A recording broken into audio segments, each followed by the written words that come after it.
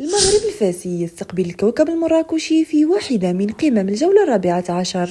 يواجه فريق المغرب الفاسي ضيفه الكوكب المراكشي مساء يوم غد الجمعة في افتتاحية مباريات الجولة الرابعة عشر على أرضية ملعب بنزاغور.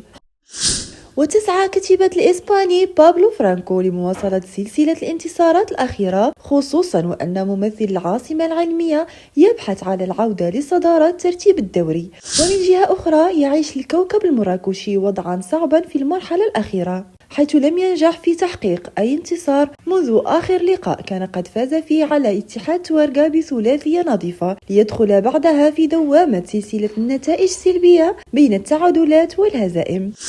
موازاة مع هذا الموضوع، كان فصيل كريزي بويز المساند للكوكب المراكشي قد قام بزيارة لتدريب الفريق مباشرة بعد التعادل أمام الدفاع الحسني الجديدي، بهدف مطالبة اللاعبين بتصحيح الوضع الحالي الذي يعيشه الفريق بداية من المواجهة المقبلة أمام الماس.